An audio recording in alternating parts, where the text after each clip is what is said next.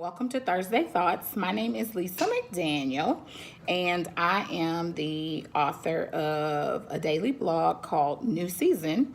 First of all, I want to thank you guys for coming back and joining us again this week on our Facebook page because we go live every Thursday for Thursday Thoughts at 7 p.m. Central Time.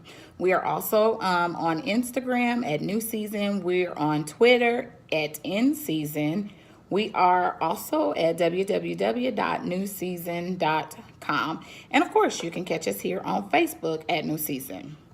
This week, we are discussing soul cravings. So I got an inbox message regarding the topic of soul cravings. The young lady wanted to know, she wanted to open up the discussion, first of all, about what is a soul craving? How do you know it's truly from your soul?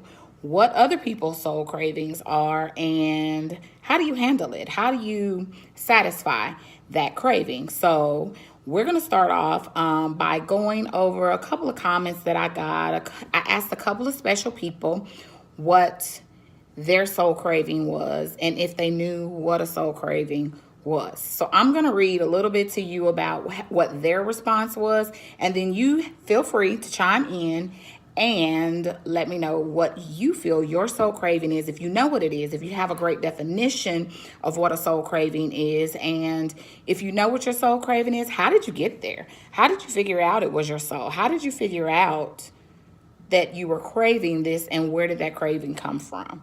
So chime in, give me your answers, let me know what your thoughts are, and in the meanwhile, I'm gonna catch you up with some of the comments that I've received already.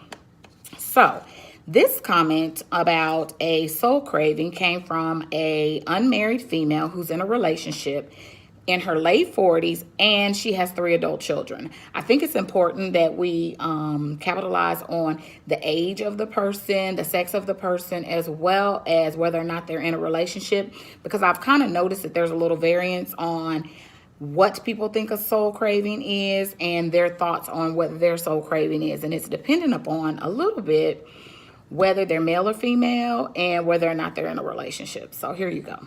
This person says, I believe it's a journey into our deepest longing and desires, especially our need for intimacy spiritually and with others. I'm finally in that space, and it's afforded me an open heart and mind to receive my deepest desires. Okay. This comment came from a single male in their early 40s. The question I posed to him was, do you know what your soul craves? And his answer was, sometimes our body craves things we can't provide ourselves. It is the soul that is hungry, not the body. And then he asked, what do I mean by, do you know what your soul craves? My answer to him was, what does your inner man crave? I probably could have worded that a little different, but I didn't. So his response to that question was, when you say it like that, the first thing a man is going to say is sex. A good woman in his corner is what I believe my inner man craves. So, lastly, if you haven't noticed, I tried to be intentional about reaching out to men. A lot of the men that I know that aren't able to climb onto our live on Thursday evenings are working or they have other obligations. So I thought it was important. Well, hey, let me reach out to them and say, hey, can you give us your thoughts, your answer on this topic that we're going to share tonight? So lastly, we have Ed Desir, who is one of my great friends, my brother from another mother, and he is married. He's in his late 20s, early 30s, and so I asked him the same thing.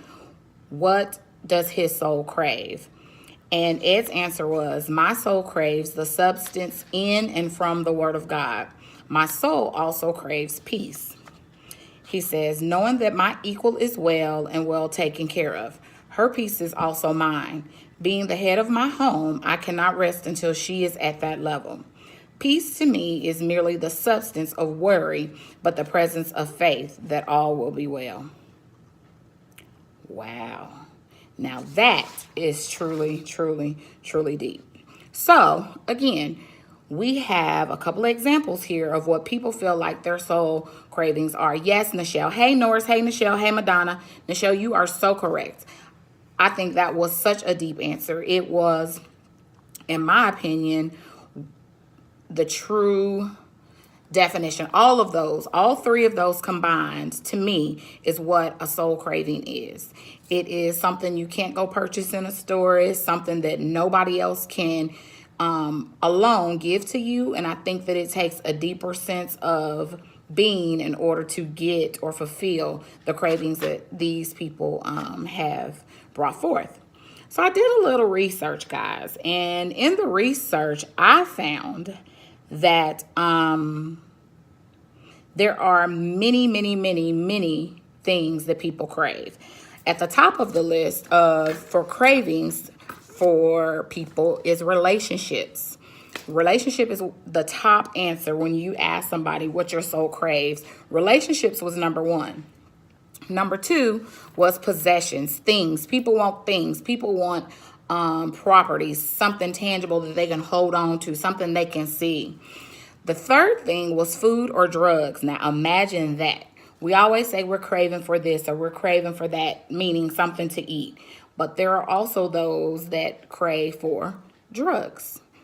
Lastly, people crave happiness. So I know we talk about happiness and our feelings a lot here on Thursday's Thoughts, but happiness made the list. And if we don't remember anything, I hope that people always remember or gather from our Thursday Thoughts is happiness comes from within, guys.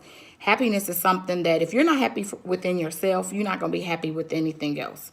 So I'm just going to throw that out there. But I think it's very important that people address whatever their soul cravings are. And I think in order to get there, you first have to figure out what your soul is saying to you. Anybody have any comments or thoughts on that? What is your soul saying to you? What is something that you feel like in your quiet time you're being tugged on? I would have to say my soul, for my personal self, I think that my soul always craves the satisfaction of knowing that I have changed somebody's life, that I have made an impact in someone's life, that I go out of my way and I do my best to be accessible and to be helpful to other people. That is one of the most important things in my life to be able to do, to be able to provide, to be able to assist other people. And I think that I know that that's something my soul craves. I know that that's something that I'm gifted with. And I also know that that's a part of my purpose and who I am and whose I am. And then I know that God has given me that. And so for me, a soul crave goes much deeper than probably most.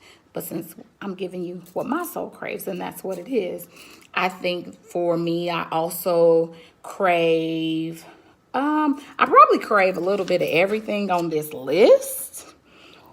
But I would stick to the most important things, which would be things of a spiritual nature that I feel like can't be bought. They can't be given to me from someone else. And probably the most important would be me craving a better relationship with God, to always be in relation with Him.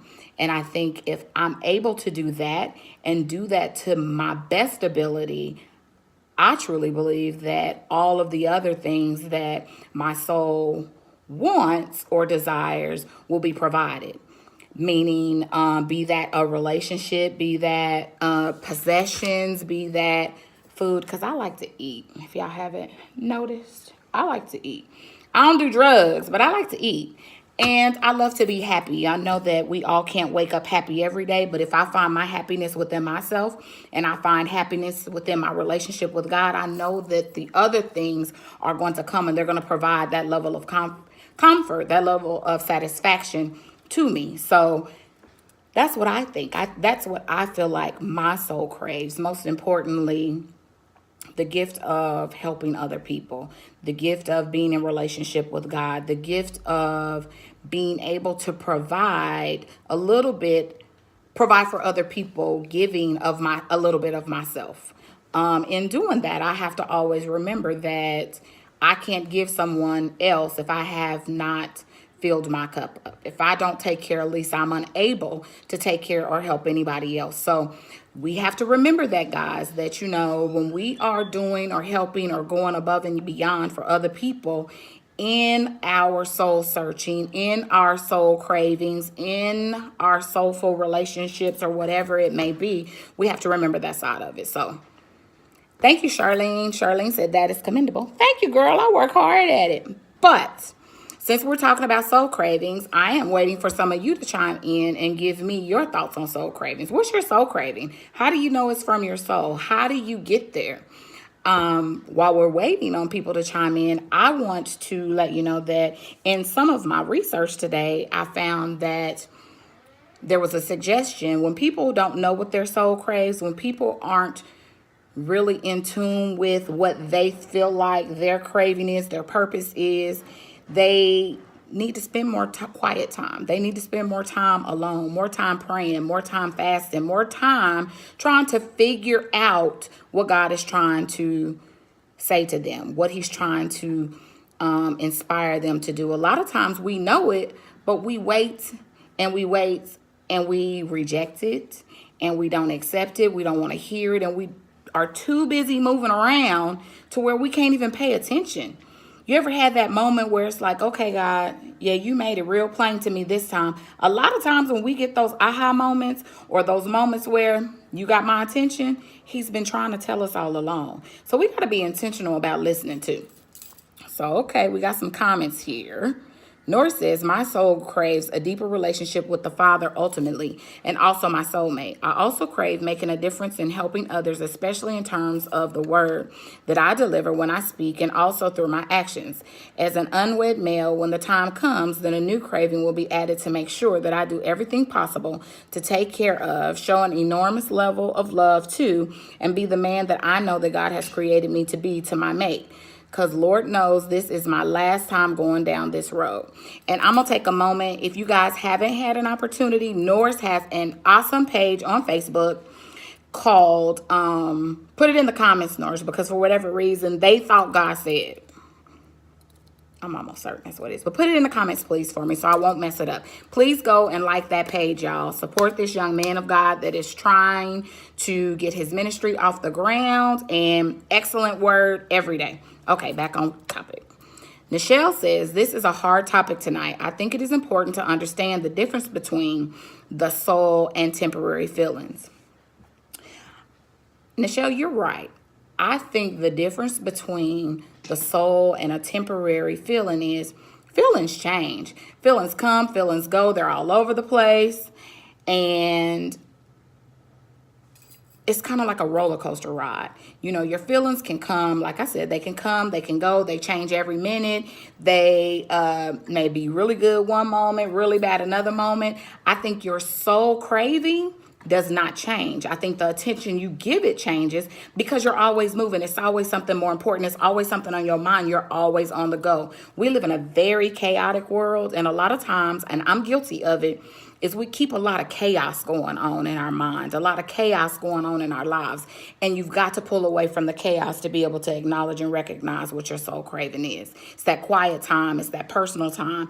It's that me time that you're gathering yourself, your thoughts. And I think that that's the difference between a feeling. If that made sense. If not, comment and we can talk about it a little bit more. Charlene Norris says, they thought God said. Thank you so much. You're welcome. Hey, Ed, I see you joined tonight. Hey, I already did your comment, gave you a shout out, so keep it pushing. But if you got something else you want to say, chime in, y'all. Charlene says, my soul craves peace, love, and tranquility for myself and mankind. I pray daily. I think prayer also plays a major part in knowing what our soul craving is, y'all.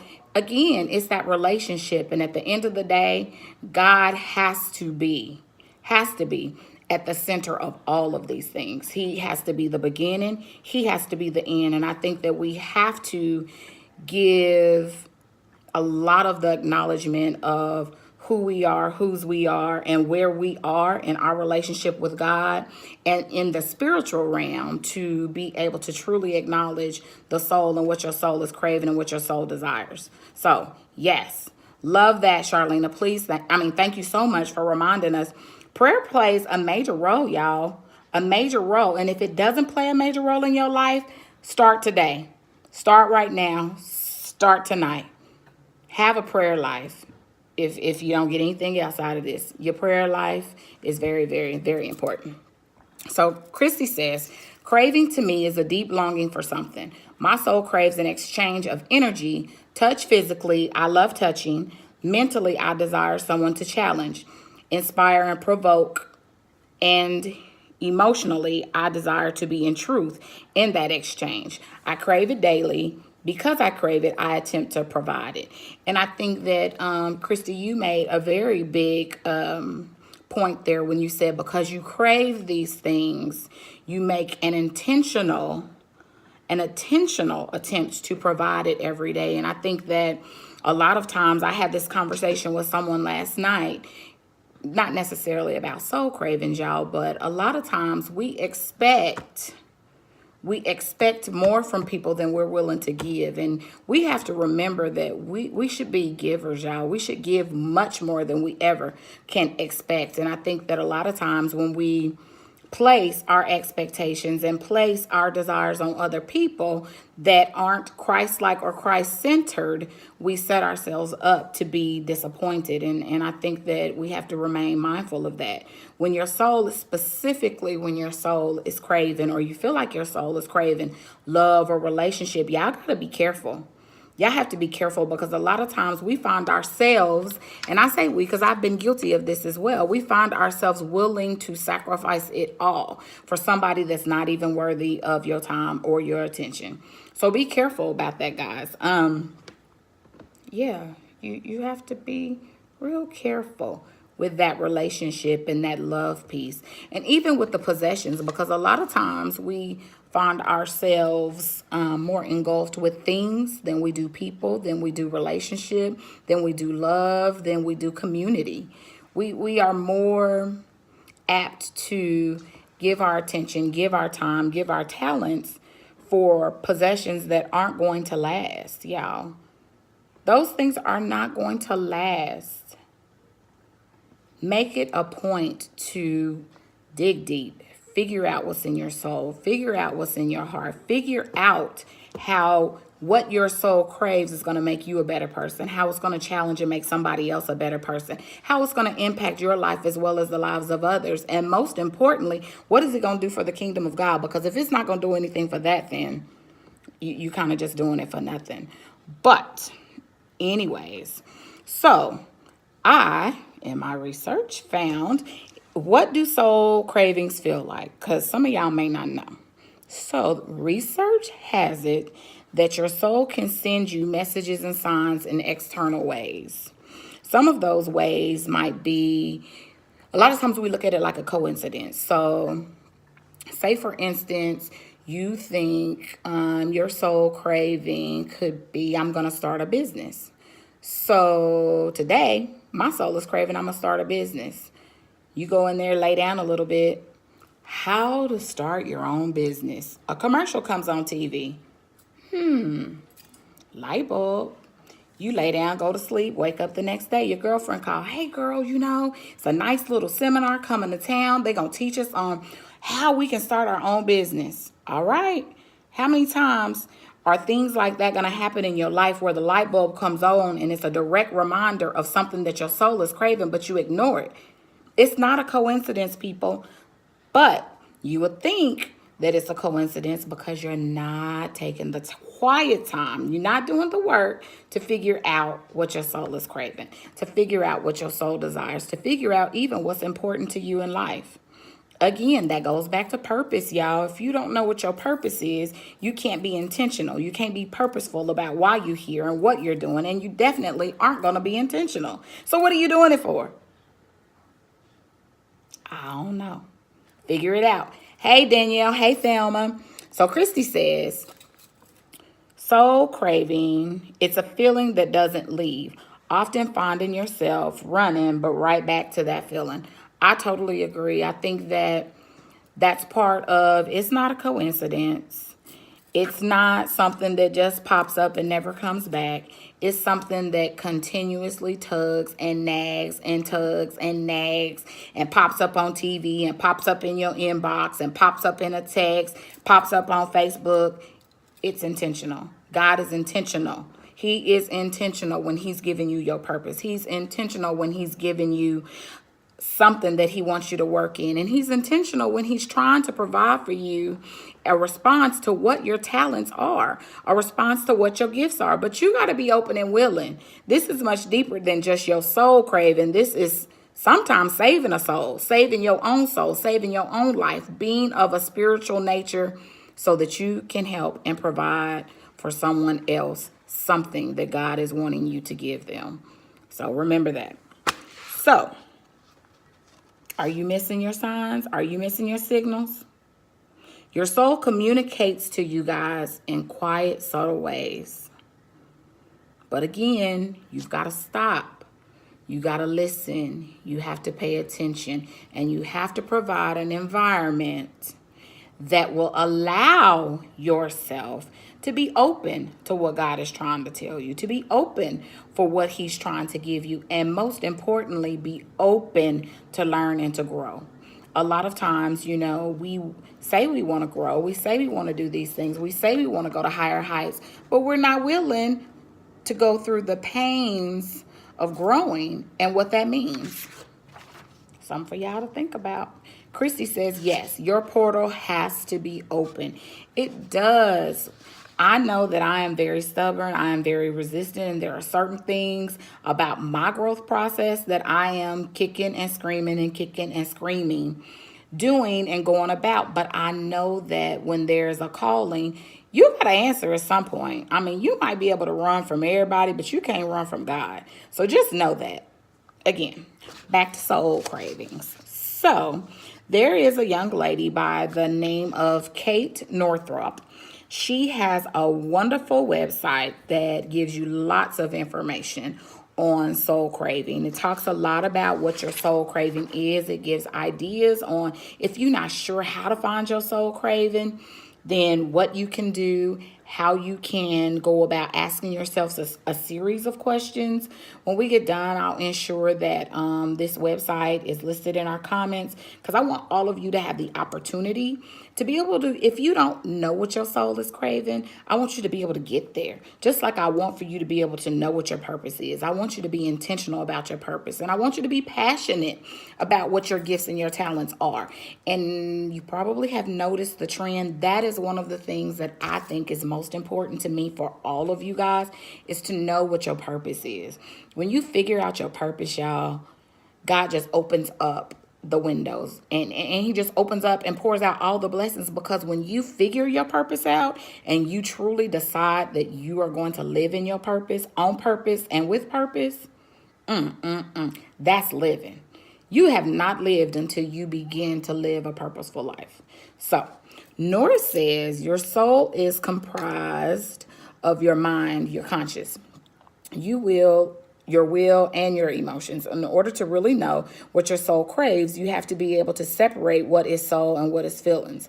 When you have truly allowed God to govern your entire person, then not only do you think on the level of the natural cravings, but the spiritual as well, which truthfully will govern your natural if allowed, and cause your steps and soul cravings to be ordered. That way, your soul has resistance when the wrong cravings try to come in. That is very, very true. That's deep.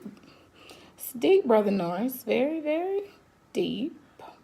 But I think it's necessary. I think that we have to remind people that at the end of the day, it's all about choices. It's all about your mind. And it's all about what you're making a conscious effort to put your energy in, to put your focus on. And I think that if you don't make a conscious effort and you don't consciously try to create an environment, to create a space, to create a liking for your soul to be nurtured and to be able to grow, then you end up in a world of confusion. You end up in a world of not knowing. You end up in a chaotic stance for where you choose to live your life. And that, my friends, is not living.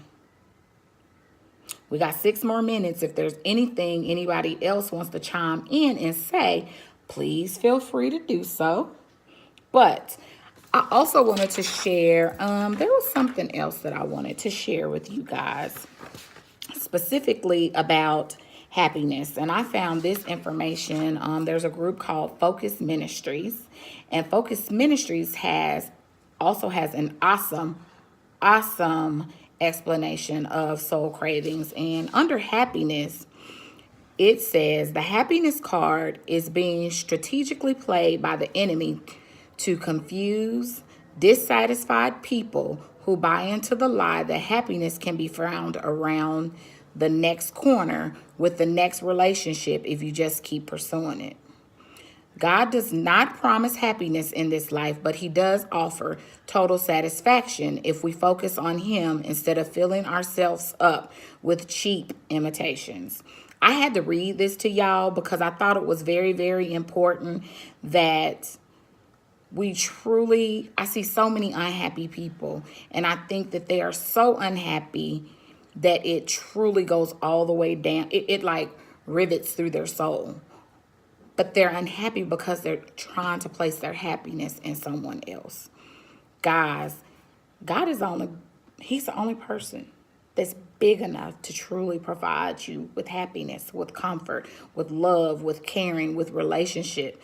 If you don't dig deep into him, all these other things, they won't come to pass.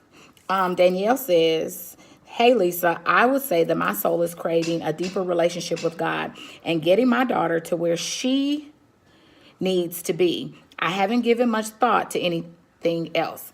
I'm giving more time to my daughter, and I haven't been focused on me. I have learned that some things that I may crave isn't what's best for me and will only provide me temporary happiness and not eternal. Amen, sister. It says, seek ye first. Yes, seek ye first the kingdom, people.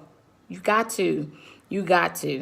And just know that if you don't willfully give God your attention, he is going to demand his time and his attention. So you should just know that.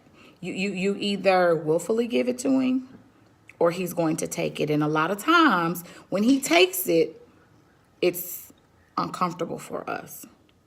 So make time for him like you make time for everybody else. Like you make time for everything else. Make time for him because your relationship with him ties directly with what your soul is craving. There was something else that I wanted to say. Oh, okay. Focus Ministries also said that when you love God with everything you have, you will be free to love others. You won't get tangled up, defined, or destroyed in destructive relationships when you find your satisfaction in God first. What is the craving in your soul? When God holds out his hand to you and says, I have what you need, please don't turn away. Allow him to pour his lavish love into the deeper crevice of your soul. You won't be disappointed. So if you haven't learned anything tonight about your soul craving, I hope that you take away God is and will always be the anchor of your soul. And if you don't grasp onto him, anything else that's trying to fester in your life, in your soul, in your space, in your environment, it won't be fulfilling. It will not be fulfilling. Christy says, some people lack the courage to dig deep within to find your craving. What I understand is that ultimately your craving is actually your purpose. Boom. I saw that on there. Okay. Yeah, that was a bomb comment. And I agree. I think that they go hand in hand, Christy. I think that people get so uncomfortable when we talk about purpose. They get so uncomfortable when we talk about cravings. They get so uncomfortable when we begin to talk about the soul or the spirit or God or anything like that. Stop and just allow yourself to be comfortable in his presence. And I think that they would be more accepting of the challenge that's going to be ahead of them. But you got to be mature for that lesson. And everybody's not at the same place. And everybody's not where I am. And I'm definitely not where I need to be. But I'm trying to get there. And like I say all the time, we all are a work in progress. We just have to come back every Thursday to make sure we are here to encourage each other. Charlena says, amen. Thank you. I'll be tuning in next week. Thank you so much. And I appreciate you so much for joining. Invite a friend. All the rest of y'all, invite a friend too. As y'all know, I try to keep it to 30 minutes, and we are just about there. But I want y'all to know I love y'all. I appreciate y'all. I thank you so much for coming back every week. If you have not already gone and liked our Facebook page, New Season, please do that. If you want, feel free to follow our blog, which is at www.nuseasn.com, where we post all kinds of inspirational stuff every day. I love y'all. Be blessed. And remember, if you don't know your purpose, find your purpose so that you can live on purpose with purpose. See you next week. Bye-bye.